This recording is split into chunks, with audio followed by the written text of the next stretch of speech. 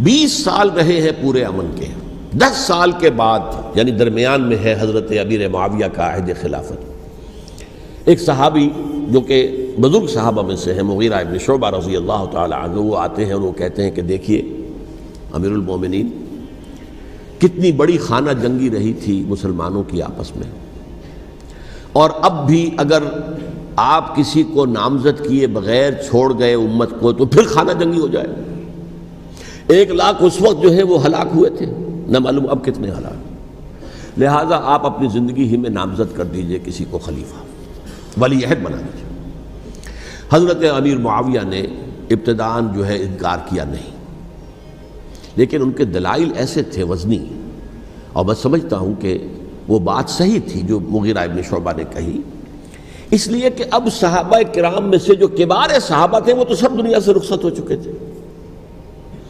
اب تو یا صغار صحابہ رہ گئے تھے جو حضور کے زمانے میں بچے تھے، حضرت حسن، حضرت حسین، عبداللہ ابن زبیر، یہ بچے ہی تھے نا، یا تو وہ تھے، اور یا بالکل نو مسلم تھے، اور نو مسلموں میں بڑی تعداد وہ تھی جو ایرانیوں کی تھی، شامیوں کی تھی، ادھر کی تھی، ادھر کی تھی، تو ان کو تو ظاہر بات ہے کہ تربیت نبوی سے کیا خلافت راشدہ سے بھی اکثر و بیشتر کو کوئی حصہ ملا ہی نہیں۔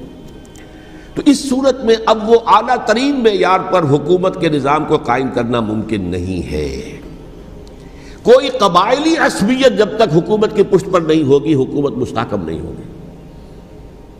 یہ گویا کہ ایک جس کو کہتے ہیں کہ حقیقت بینی، واقعیت پسندی، ایک آئیڈیلزم ہے اور ایک ریئلزم ہے کہ آپ فیکٹس آن دی گراؤنڈ کو غور کریں، سوچیں اس کے اوپر اور پھر کوئی فیصلہ کریں۔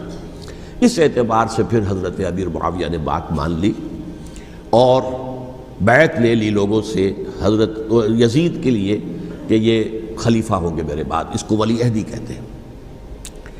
اچھا، اس وقت 5 افراد ایسے تھے کہ جنہوں نے اس سے اختلاف کیا، یہ بات بہت اہم ہے۔ میرا کتابچہ ہے سانحہ کربلا، اس کے کچھ نسخے آج یہاں ہوں گے، آپ لوگ پڑھیے اسے غور سے اور پھیلائیے تاکہ حقیقت سامنے آئے۔ 5 افراد کون تھے جو ہونے چاہیے؟ ابو بکر فوت ہو گئے، ان کے بیٹے عبد الرحمن ابن ابی بکر۔ عمر فوت ہو گئے، ان کے بیٹے عبداللہ ابن عمر۔ عباس فوت ہو گئے، ان کے بیٹے عبداللہ ابن عباس۔ زبیر فوت ہو گئے، ان کے بیٹے عبداللہ ابن زبیر۔ اور حضرت حسن جو ہے ان کا انتقال ہو چکا تھا، حضرت علی کے بیٹے حضرت حسین رضی اللہ تعالی عنہ اجمعین۔ حضرت حسن کے بارے میں ایک فریق کا کہنا یہ ہے کہ انہیں زہر دے کر ہلاک کیا گیا، اہل تشیع کا قول یہ ہے، جبکہ اہل سنت کہتے ہیں کہ نہیں، وہ اپنی جو بھی طبی موت تھی اس سے ان کی وفات۔ لیکن میں اس میں نہیں جانا چاہتا، اس لیے کہ یہ مائکرو ہسٹری جو ہے نا، وہ تو ایک ایک واقعے کے لیے ادھر کی روایات کیا، ادھر کی کیا ہیں، ان کے پاس کیا دلائل، یہ تو کسی ریسرچ اسکالر کا موضوع ہے، میرا موضوع نہیں ہے۔ لیکن بہرحال یہ 5 حضرات تھے جنہوں نے ولی عہدی کی بیعت نہیں کی، لیکن حضرت معاویہ اتنے حلیم الطبع انسان تھے، انہوں نے جبر نہیں کیا، کوئی تشدد نہیں کیا۔ ٹھیک ہے، ولی عہدی کی بیعت نہیں کر رہے، کوئی بات نہیں، میری بیعت تو کی ہوئی ہے نا، ابھی تو میں زندہ ہوں، بات ختم ہو گئی، میری بیعت کو تو نہیں توڑا انہوں نے، فسخ بیعت نہیں کی۔ اس اعتبار سے انہوں نے نہ کوئی تشدد کیا، نہ جبر کیا، نہ کوئی مواخذہ کیا۔ لیکن جب امیر معاویہ کا انتقال ہو گیا، اب ولی عہدی کی بجائے وہ اب خلافت کی بیعت ہوئی، سب لوگوں نے بیعت کر لی۔ ان 5 میں سے ایک فوت ہو چکے تھے، حضرت عبد الرحمن ابن ابی بکر فوت ہو چکے رضی اللہ تعالی۔ 4 تھے، ان 4 میں ایک اختلاف ہوا۔ 2 کی رائے یہ تھی، عبداللہ ابن عمر، عبداللہ ابن عباس، کہ اگرچہ یہ کام غلط ہوا ہے، اسلام کی روح کے منافی ہوا ہے، یہ بادشاہت کی بنیاد پڑ رہی ہے، لیکن یہ بات ایسی نہیں ہے کہ اس کی بنا پر ہم خانہ جنگی شروع کروا دیں، امت کے اندر خون خرابہ کروائیں، فساد کروائیں۔ لہذا انہوں نے بیعت کر لی۔ اب کوئی اگر یہ کہے معاذ اللہ کہ وہ بک گئے تھے یزید کے ہاتھوں، معاذ اللہ ثم معاذ اللہ، وہی بات آپ اختلاف کر سکتے ہیں کہ انہیں نہیں کرنی چاہیے تھی، یہ کوئی رائے رکھے، مجھے اختلاف نہیں، لیکن ان کی نیت پر حملہ کریں گے تو حملہ محمد رسول اللہ پر ہوگا صلی اللہ علیہ وسلم۔ عبداللہ ابن عمر کون ہیں؟ کتنی حدیثیں ان سے جو ہے وہ منقول ہیں۔ عبداللہ ابن عباس کون ہیں؟ جنہیں حضور نے جو ہے جن کے لیے دعا کی تھی، اے اللہ فقہہ فی الدین وعلمہ التاویل، اے اللہ اس نوجوان کو دین کا فہم عطا کر اور قرآن کی تعویل اور تفسیر کا علم عطا کر۔ حبر الامہ کہلاتے ہیں۔ وہ کہیں پیسوں اور ٹکوں کے عوض بک جانے والے نہیں تھے، انہوں نے امت کی مصلحت دیکھی، نیت جو ہے اس پر حملہ نہ کیجیے، البتہ اختلاف کا حق آپ کو حاصل ہے۔ دو حضرات جو ہے ڈٹے رہے کہ نہیں، ہمیں کم وٹ میں ریزسٹ کرنا ہے۔ عبداللہ ابن زبیر عمر کے اعتبار سے وہ بڑے ہیں، مسلمانوں میں سب سے پہلے ولادت مدینے میں جا کر جو ہوئی ہے وہ عبداللہ ابن زبیر کی ہوئی ہے۔ ہجرت کر کے جب مہاجرین وہاں پہنچے، کچھ عرصے تک کسی کے ہاں کوئی اولاد نہیں ہوئی، تو لوگوں نے تانے دینے شروع کر دیے کہ معلوم ہوتا ہے کہ یہاں آ کر یہ مکے کے رہنے والے جو ہیں کمزور ہو گئے ہیں، ان کی ہاں اولاد ہی نہیں ہو رہی۔ پھر عبداللہ ابن زبیر کی ولادت ہوئی ہے، یہ حضرت ابو بکر کے نواسے ہیں، حضور کی زوجہ محترمہ حضرت عائشہ کی بہن، حضرت دیکھیے ابھی نام نکل گیا ہے جی، حضرت اسماء رضی اللہ تعالی عنہا عنہما، یہ ان کے صاحبزادے ہیں، حضرت زبیر کے بیٹے۔ ان کا فیصلہ ہوا کہ ہمیں رجسٹ کرنا ہے کم وٹ میں، ایٹ اینی کاسٹ۔ حضرت حسین ابن علی رضی اللہ تعالی عنہما کا بھی فیصلہ ہوا کہ ہمیں رجسٹ کرنا ہے کم وٹ میں۔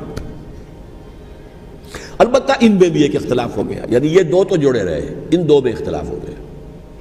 عبداللہ ابن زبیر کا کہنا یہ تھا کہ ہمیں حجاز میں رہنا چاہیے، یہ سرزمین ہے جس میں نبوت کی برکات سب سے زیادہ ہیں، یہاں ہم مضبوط قلعے کے اندر ہیں، ہمیں یہاں سے جو ہے رجسٹ کرنا چاہیے اور ختم کرنا چاہیے اس نظام کے اندر جو خرابی آ گئی ہے اس کو۔ حضرت حسین رضی اللہ تعالیٰ عنہ کے پاس خطوط کا تانتا بنا ہوا تھا، کوفے سے لوگ خط لکھ رہے تھے، آئیے آئیے آئیے، ہم آپ کے ہاتھ پر بیعت کریں گے، ہم آپ کے ہاتھ پر بیعت کریں گے، ہم آپ کے ہاتھ پر بیعت کریں گے۔ یہی وہ کوفہ جو حضرت علی کا دارالخلافہ رہا تھا اور جو پھر سبائیت کا گڑھ بن گیا تھا۔ چنانچہ حضرت حسین نے حضرت مسلم بن عقیل کو بھیجا وہاں پر کہ میرے نمائندے کی حیثیت سے جا کر وہاں پر بیعت لو۔ 10-12 ہزار افراد نے بیعت کر لی، لیکن اس کے بعد یزید کی طرف سے گورنر بنا کے بھیجا گیا ابن زیاد کو۔ ابن زیاد نے آ کر جو تشدد کیا اور سختی کی تو سب کے سب بیعت توڑ کر اور سب منحرف ہو گئے۔ مخلصین تو وہ تھے نہیں، الکوفی لایوفی، کوفی جو ہے وہ تو کوئی وعدہ وفا کرنے والا ہوتا ہی نہیں، بیعت توڑ دی۔ فمن نقص فانما ينقص على نفسه، بیعت کے بعد بیعت توڑ دینا بہت بڑا گناہ ہے، توڑ دی۔ ادھر اطلاع مل گئی حضرت حسین کو، چل چکے تھے وہ، راستے میں تھے کہ وہاں تو مسلم بن عقیل شہید ہو گئے اور سب لوگوں نے بیعت توڑ دی۔ اب واپس جانا چاہتے تھے، لیکن مسلم بن عقیل کے بیٹے جو ہے اڑ گئے۔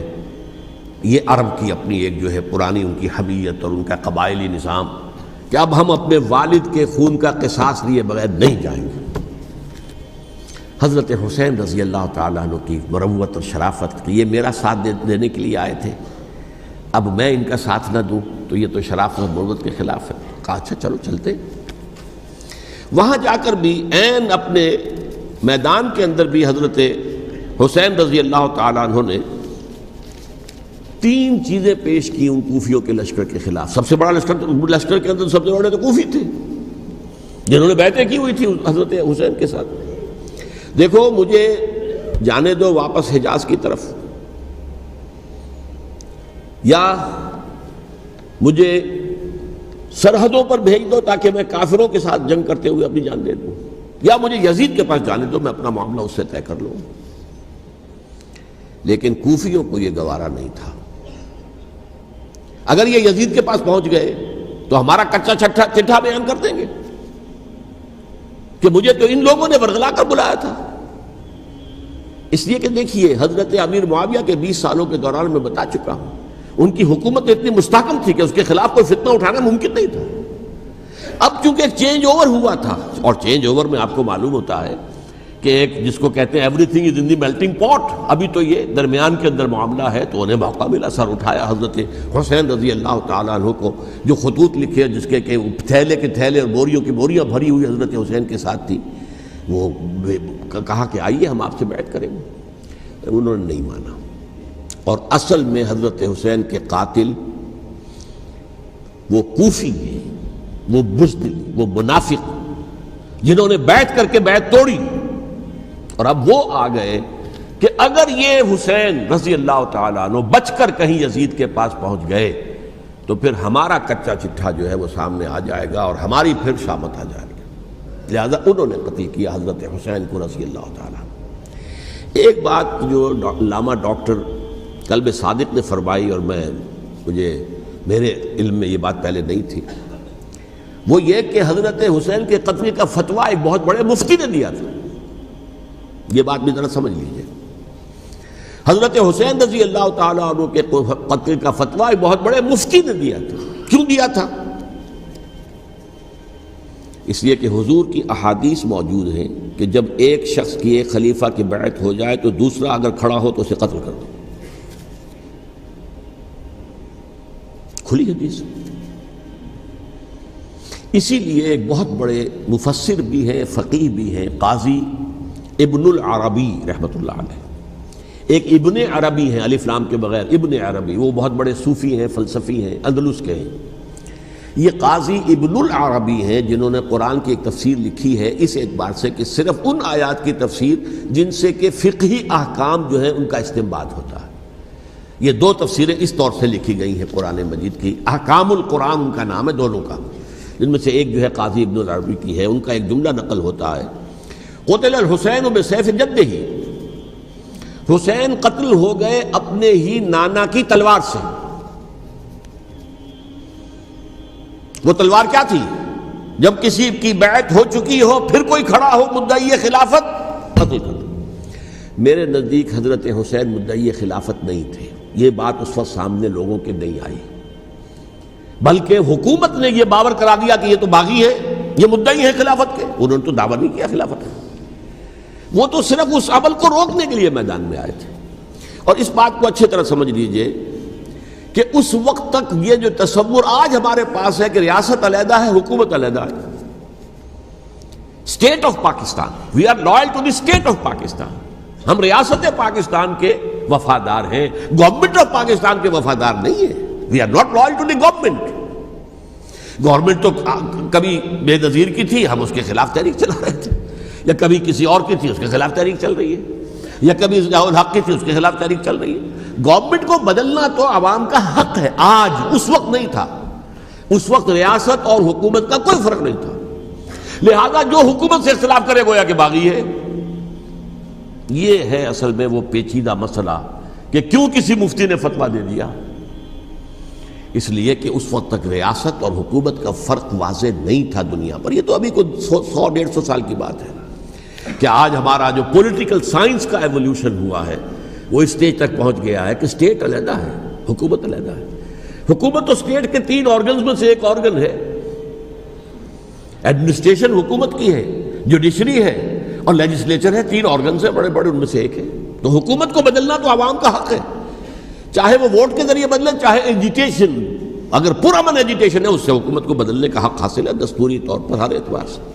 اس وقت یہ نہیں تھا، لہذا صورتحال یہ بن گئی کہ حکومت وقت نے باور کرا دیا مسلمانوں کو، ورنہ سوچئے نواسہ رسول کو قتل کرنا کوئی آسان کام تھا؟ آخر سب کلمہ گو تھے کہ نہیں تھے؟ کلمہ گو تو تھے نا، اور حضور سے عقیدت اور محبت میں کمی، لیکن یہ کہ فتویٰ اگر ایک بہت بڑے مفتی کا، جو کہ حضرت علامہ ڈاکٹر قلب صادق صاحب نے فرمایا، مجھے اس مفتی کا نام بھی معلوم نہیں، کہ ایک مفتی ہی کا فتویٰ تھا وہ، جس کے بنا پر اب ان لوگوں نے حضرت حسین کو قتل کیا، اور یہی وجہ ہے کہ انہوں نے پھر خیموں کو بھی آگ لگا دی۔ وائی، حالانکہ دیکھیے اگر دشمنی کا انتقام ہوتا تو حضرت علی بن حسین جو بیمار تھے، جو بعد میں زین العابدین رحمۃ اللہ علیہ کے نام سے پھر یہ اہل تشیع کے چوتھے امام معصوم ہیں، حضرت علی، حضرت حسن، حضرت حسین، اور پھر حضرت علی بن حسین زین العابدین رحمۃ اللہ علیہ، کیا ان کو بھی قتل کرتے تھے؟ حضرت حسین کی نسل ہی ختم ہو جاتی، لیکن نہیں کیا۔ آگ کیوں لگائی؟ آگ اس لیے لگائی کہ وہ جو ڈاکومنٹری پروف ہے ہماری غداری کا یزید کے خلاف حضرت حسین کو جو ہم نے دعوت دی، وہ جو ڈاکومنٹری پروف خطوط کی شکل میں موجود ہے وہ ختم ہو جائے، ڈسٹرائے ہو جائے۔ اس کے لیے انہوں نے خیموں میں آگ لگائی۔ بہرحال یہ ہے تاریخی پس منظر، یہ اسی سبائی فتنے کا تسلسل ہے جس نے سب سے پہلے حضرت عثمان کی جان لی رضی اللہ تعالیٰ عنہ۔ 5 سال تک مسلمانوں میں خانہ جنگی رکھی، حضرت علی کو پھر شہید کیا، اور اس کے بعد جو ہے 20 سال حضرت امیر معاویہ کے تو سر نہیں اٹھا سکے، لیکن پھر جب ایک چینج اوور ہو رہا تھا تو اس وقت انہوں نے موقع غنیمت سمجھا کہ اب کھڑے ہو جاؤ اور اب دوبارہ ایک فتنہ جو ہے اس کو امت کے اندر پیدا کر دو۔